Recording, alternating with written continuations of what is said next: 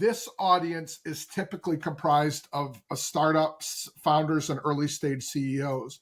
If you could give those folks any one piece of advice, what do you think that it would be? For entrepreneurs, I would have a few of them, but I'm struggling actually to find the most important one, depending on because we're not that free. Entrepreneurship is guided by funding and by success, return on investment and all that. So I try to keep that in mind while I'm talking about mission and impact, because if you just talk about impact and mission, you lose a lot of people because they will say, okay, it's not going to take me where, I'm not going to be funded. My startup will not last and all that.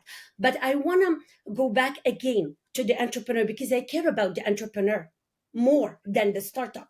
For the entrepreneur, because I care about him or her, I would say, please choose something you will never get tired of. Because if you work 20 hours a day and you have to do it 6 days a week and it keeps going because you're still shaping it and it's not shaping, and you stay 2 years doing it, at least you feel like it's worth it.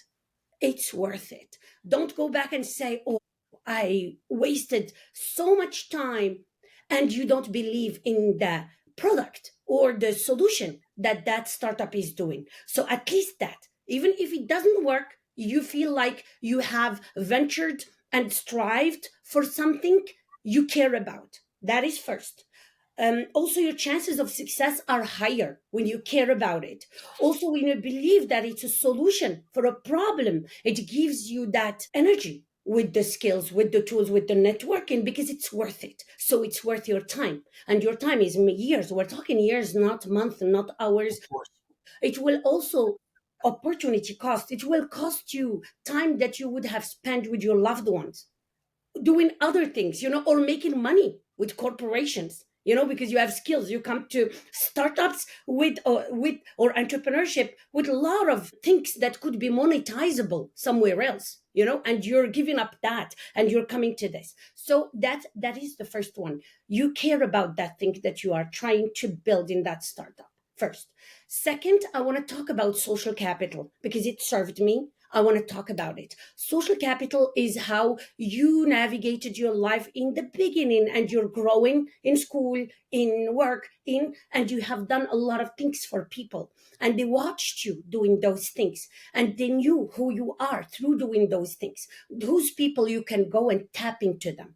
They could be your angel investors. They could be your champions. They could be your employees. They could be your advisors. They could be helping you. You come back and say, I started this startup and I did that, me, I like that. And you find those people are willing to give you the first help that you're going to need, because in the beginning, not a lot of, unless you have a genius idea that a lot of people will see the value of very quickly, then you're lucky. But if it's not, and it's just another idea, maybe it's great, but people haven't seen it yet, it's deep somewhere, or it's a copy paste. I'm saying all ideas are worthwhile if you execute them well. That takes me to entrepreneurship. It's not only about the idea, but some people are lucky and found these unique ideas that people like sensed the value of it and helped. But all the rest of us, they struggle and go many, many years. And those people that believe in you are the first people that will be your tribe before you go to the next tribe and you have something to show. And I'm talking about this from experience. I understand building up a supportive group around you is critical for success.